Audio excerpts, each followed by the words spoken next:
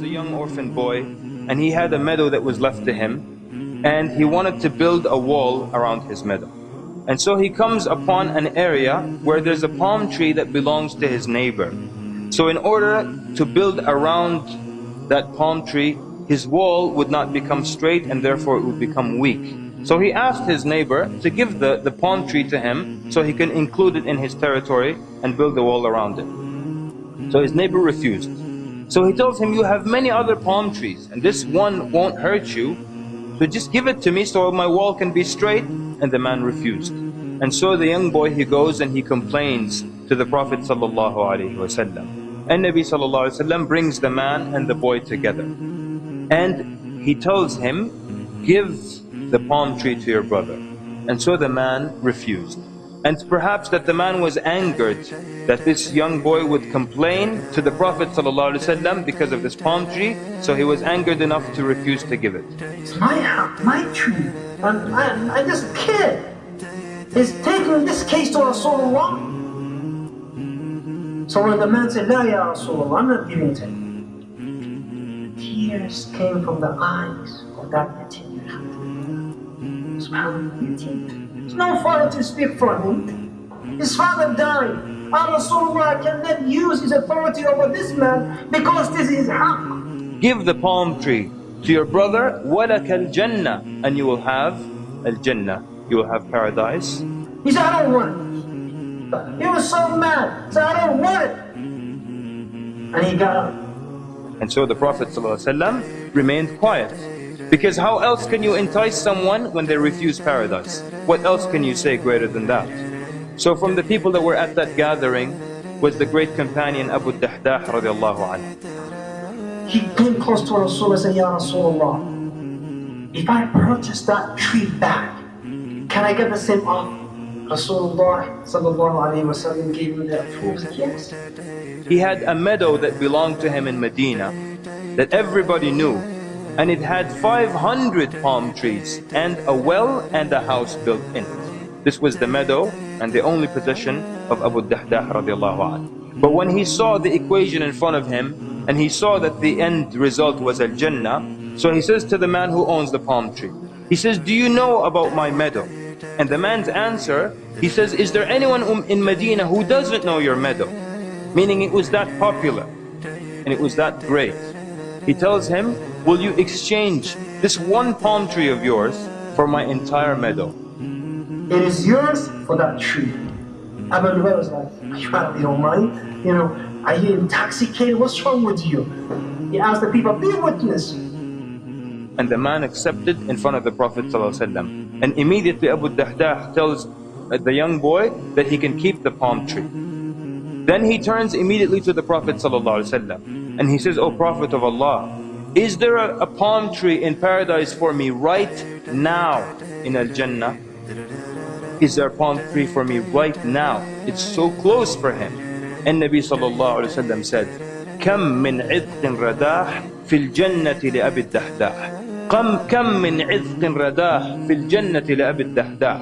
And Nabi sallallahu alayhi wa sallam is saying, how many of the idq, which is the part of the palm tree that bears the fruit itself, how many of these full parts are right now in Al-Jannah for Abu Dahdah? The narrator says the Prophet ﷺ didn't repeat it once, he didn't repeat it twice, he kept repeating it until Abu Dahdah got up and left that gathering. And then he goes where his wife and his children are, and he calls her. قال يا أم الدحداح. Outside, he did not even go in. He says, يا أم الدحداح. And she says, لبيك. He says, come out of the meadow. She says, come out of the meadow. Why is that? He says, I have sold it for a palm tree in paradise. And no doubt, brothers and sisters, if you have a palm tree in paradise, then no doubt you will be in paradise as well. So when he tells her that, what does she say? Does she complain about where they're going to live? Does she complain about the provision or the money that they have lost? Does she even ask for the details of which palm tree and how did you exchange 500 for one? She says, Allahu Akbar, Rabih al-bay'u ya apdToALLAH. She said, Allahu Akbar, what a prosperous sale ya apdToALLAH. And then she began to take the children out of the meadow. And she began to search their pockets, and she would take out all the dates that they had in their pockets, and she would say, this is not for us, this is for Allah subhanahu wa ta'ala. So brothers and sisters, this is how the righteous before us felt that paradise was close. This is how they sacrificed anything in order to do something for the sake of Allah. But Abu Dahdah radiallahu anhu was not satisfied with the thing that he gave. In the Battle of Uhud, when Rasulullah sallallahu alayhi wa sallam was injured, when Utbah bin Abi Waqqas threw a rock on the face of Rasulullah sallallahu alayhi wa sallam, broke his tooth, cut his lip open on the right side, and then Abdullah bin Qami'ah, he came from behind and Rasulullah is injured from that rock on his face, and he hit him so on his shoulder.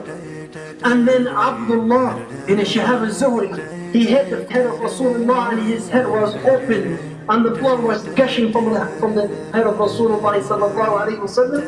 Every time Rasulullah could not get up, could not stand up. And every time that an army approached, Rasulullah would say to them, who is my neighbor in Jannah?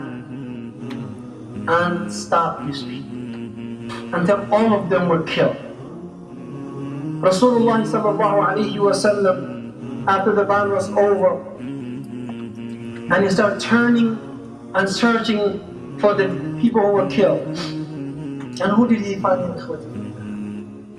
He found Abu Dahdah killed. Abu Dahdah been killed. Rasulullah sallallahu alayhi wa sallam, he kneeled down and he looked at him and he said, Kam li Abi Dahdah min itqin wa rahim in Jannah. He said, now, how many trees in Jannah for Abu Dahdah?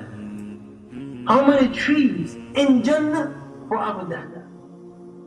ولكم صدقت مودتي وبكم ألوذ وأستعين يا صحب ما لي غيركم يا رفعتي دنيا ودين ولكم صدقت مودتي وبكم ألوذ وأستعين يا صحب ما لي غيركم يا رفعتي دنيا ودين حتما سنذكر مجلسا جمع الشباب المخلصين وسنذكر